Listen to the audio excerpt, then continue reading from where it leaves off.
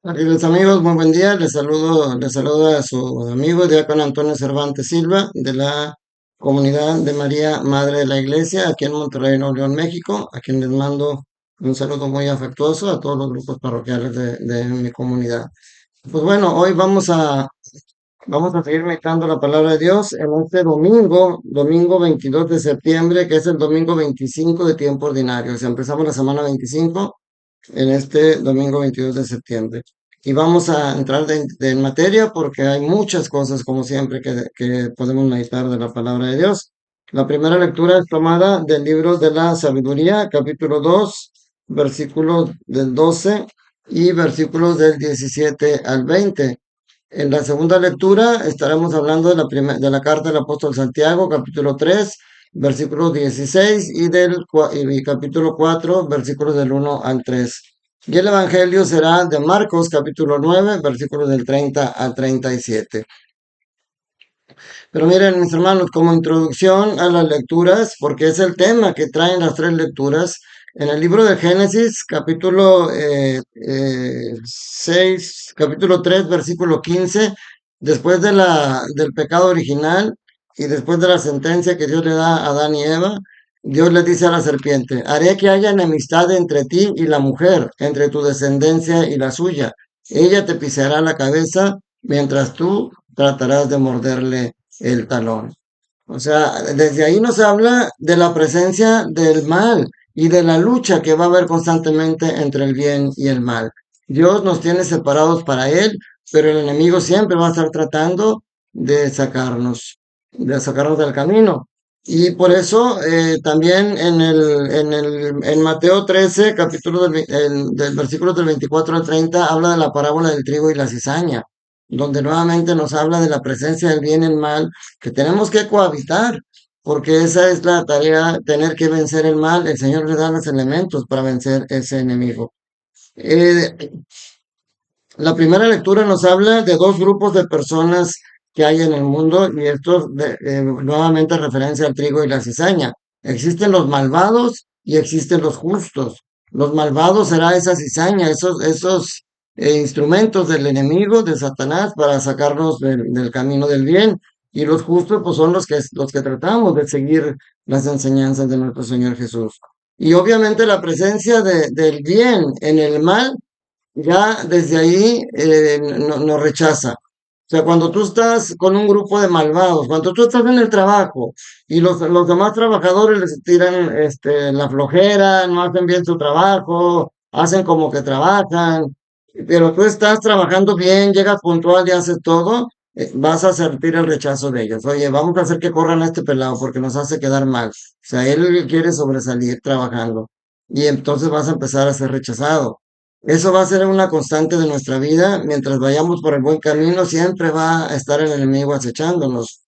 Aquí incluso dicen los malvados: pongámoslo a prueba, a ver si es cierto que tiene quien lo cuide. Y de hecho, es interesante cómo esto mismo que le dicen aquí, dice, dice: condenémoslos a muerte. Dice: si el justo es hijo de Dios, Él lo ayudará y lo librará de las manos de los enemigos. Condenémonos a una muerte ignominiosa, porque dice que hay quien vele por Él. Eso se refleja hasta en la cruz. Es lo que le grita la gente a Jesús, aun cuando Él está cargado en la cruz. Si eres hijo de Dios, si realmente Dios te ayuda, bájate de ahí y sálvanos a nosotros, dice uno de los crucificados con Él. Pero fíjense cómo hasta esta primera lectura y incluso el Salmo nos dan la pauta de cuál debe de ser nuestra respuesta a esto.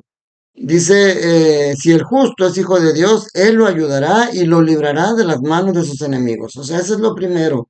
Y nos lo dice el profeta, el libro de la sabiduría, que es uno de los libros sapienciales. O sea, el Señor es nuestra ayuda. El Salmo que se ve el día de hoy, que es el Salmo 53, dice: gente arrogante y violenta contra mí se ha levantado, andan queriendo matarme, pero el Señor, Dios, es mi ayuda, Él quien me mantiene vivo. O sea, son dos elementos importantes que tenemos como aliados para luchar en contra del mal. Primero, la confianza en Dios, de que Él está con nosotros y de que Él no nos abandona. Y segundo, buscar la sabiduría de Dios. porque nos lo dice también en la segunda lectura, la carta al apóstol Santiago, porque fíjense, tal parece que lo que él empieza diciendo describe la situación actual. Dice, hay envidias, rivalidades, hay desorden y hay toda clase de obras malas. ¿Qué está pasando en nuestro querido México, aquí en nuestro querido Monterrey? Que entre paréntesis pido oración, como ustedes me han acompañado desde el lugar donde estén, cuando teníamos más el problema de la lluvia. El problema de la inseguridad está muy marcado. Hay una rivalidad entre grupos de narcos que están queriendo ganar terreno, pero entre que se están matando unos a otros, se han llevado entre las escuelas, como dicen, a gente inocente. Entonces, ¿por qué? Porque eso es lo que dice Santiago. La gente no busca la sabiduría de Dios, busca la sabiduría del mundo, busca el éxito, busca el dinero bajo cualquier medio, y por eso hay gente que se dedica a la delincuencia. Y entonces nosotros necesitamos hacer mucha oración. Dice en este mismo, los que buscamos la sabiduría, si nosotros buscamos la sabiduría de Dios, Él nos va a ir moldeando con su palabra, con su acción, para hacer lo que dice que debemos de hacer los que trabajamos para la sabiduría de Dios. Dice, son amantes de la paz, comprensivos, dóciles, están llenos de misericordia y de buenos frutos, son imparciales y sinceros. Los pacíficos siempre siembran la paz y cosechan frutos de justicia. A eso estamos llamados. Pero como decíamos en la introducción, que desde el principio está la lucha entre el bien y el mal, y que está el trigo y la cizaña conviviendo, aquí lo recalca también el apóstol Santiago. ¿De dónde vienen las luchas y los conflictos entre ustedes? Dice, ¿no es acaso de las malas pasiones que siempre están en guerra dentro de ustedes? O sea, las malas pasiones, la tendencia al mal, ahí está. La semilla del bien y el mal está en nuestro corazón, pero nosotros dependemos, de nosotros depende qué es lo que tenemos que alimentar, el bien o el mal. Nada más que a veces decimos, pero pues es que yo no hago el mal, yo no robo, yo no mato, yo soy una buena persona, como si esos fueran los únicos pecados, el robar y el matar. Ahorita veremos qué es lo que pasa con los apóstoles, porque en el Evangelio nos vuelve a presentar esa situación. Lo primero que dice el Evangelio, bueno, no, lo primero que dice es que Jesús iba enseñando a sus discípulos. Jesús es el divino maestro, es el que tiene una metodología de enseñanza, pero que nosotros a veces no la entendemos porque queremos que nos enseñe cosas congruentes con el mundo. Y el mundo y Dios no siempre son congruentes. Y el problema es que aquí Jesús empieza dándoles el segundo anuncio de la pasión. Dice, el Hijo del Hombre va a ser entregado en manos de los hombres, le darán muerte y 3 días después de muerto resucitará. Y dice, pero ellos no entendían aquellas palabras y tenían miedo de pedir explicaciones. Dice muy bien la actualidad litúrgica. Dice, el problema era que la dificultad de los discípulos para comprender bien todo el proyecto de Dios, que incluye el sufrimiento y un estilo de vida a contracorriente de los valores habituales. Eso es lo que no entendían los discípulos, que el camino, el proyecto de Dios incluye el sufrimiento, incluye tener en contra al mundo. Pero el problema es que como ustedes cuando están en la escuela, son alumnos, el maestro está explicando, si ustedes no entienden algo y no preguntan, se van a quedar con la duda y van a tener más dificultades a la hora de prepararse para el examen. En cambio, si tienen dudas y preguntan, el maestro les puede explicar hasta que entiendan y eso les va a facilitar el día del examen final. Y aquí los discípulos lamentablemente tomaron la primera opción. Ellos no entendían y dice aquí, la actitud de los discípulos está cifrada en 3 aspectos: no entender, tener miedo y callar. Dicen que la pregunta más tonta es la que no se hace. Y a veces por miedo a que digan que soy un tonto porque no entendí, prefiero no preguntar. Y no, hay que preguntar, lo importante es a quién, es a quien le preguntamos. Aquí, ellos no entendían, callaban, pero también porque dice aquí lo que decía de la actualidad litúrgica, por un lado el sufrimiento forma parte, está dentro del proyecto y del plan de Dios, pero segundo, un estilo de vida a contracorriente de los valores habituales. ¿Por qué? Porque el mundo nos invita a ser importantes, a ser los primeros, a ser exitosos, y entonces los discípulos, aquí se queda claro también que no le entendían a Jesús Porque si fueron 3 años los que estuvieron conviviendo con él, en el que Jesús les enseñaba de palabra, pero sobre todo con su testimonio, la humildad, y ellos, fíjense cómo, qué tanto no entendían a Jesús, que ni siquiera lo entendían como amigo. Porque ¿cómo es posible que si un amigo a ti te está diciendo que tiene que tiene una enfermedad grave y que se va a morir, y tú le dices, oye, ¿ya te fijaste cómo ha estado el clima tan duro? Es que es el cambio global. Va a decir él, oye, te acabo de decir que me voy a morir y tú me sales con el clima y con los problemas del mundo. Jesús les acaba de dar el anuncio de su pasión, muerte y resurrección, y ellos van discutiendo por el camino quién sería el más importante de ellos. ¿Te fijas? Esos que dicen yo no robo, yo no mato, estoy bien, pues los discípulos no estaban tan bien, porque después del anuncio de Jesús, todavía van cometiendo el pecado de la soberbia, el pecado de la prepotencia, porque ellos van buscando los primeros lugares de acuerdo a los criterios del mundo, no de acuerdo a los criterios de Dios. Por eso ellos iban discutiendo eso sobre el camino, y cuando Jesús les pregunta de qué discutían por el camino, de nuevo se quedan callados. Pues claro, sabían que al Señor no le iba a gustar. Y el Señor, como siempre, como un buen maestro, como el divino maestro, aprovecha el momento para dar una enseñanza. Y entonces toma a un niño y le dice, si alguno quiere ser el primero, que sea el último de todos y el servidor de todos. O sea, no está mal querer tener dinero, no está mal querer ser el primero, tener superación. El problema es que esa superación la caminamos de una mala manera. Es mejor ser el primero a los ojos de Dios que ser el primero a los ojos del mundo. Miren Hitler, todos los seguidores que tenía, hay gente que lo sigue admirando por su inteligencia y su don de liderazgo y cuánta maldad hizo. O sea, él era en su momento el primero y el más importante en Alemania, pero era el último a los ojos de Dios. Entonces Jesús aprovecha y toma a un niño en medio de ellos, lo abrazó y les dijo, el que reciba en mi nombre a uno de estos niños, me recibe a mí.